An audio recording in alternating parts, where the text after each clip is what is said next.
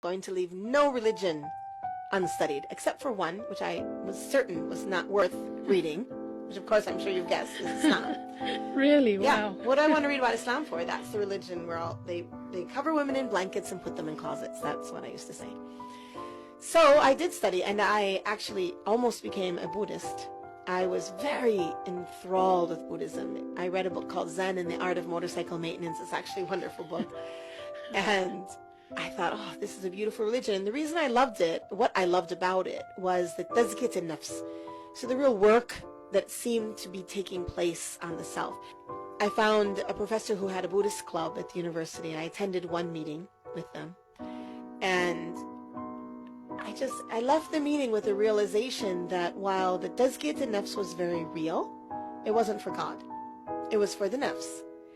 And in my view, if I'm going to do something for my nafs, why am I going to, didn't make sense. Why am I going to purify myself for myself? If I'm not going to purify myself for God, I'll just give myself whatever it wants. Right. You know, so I didn't become a Buddhist in that moment, alhamdulillah. I don't even know the word. I was in this sort of state of frustration. That's a good word, frustration. And there were different international people on campus. And remember I said that I was really interested in other worlds and other countries and other cultures. And so there was a young man who was from another country. He was from a Muslim country. Not that I knew that. But we were talking about some intellectual thing. Actually, we were arguing, and I wasn't even thinking about it. I was thinking about my own religious struggle. So I paused the conversation. I asked him, "What religion are you anyway?" And he said, in a really funny American accent, "Oh, I'm Muslim." I'll never forget that funny American accent, because it sounded to me like he was really trying to be, American about this and cool.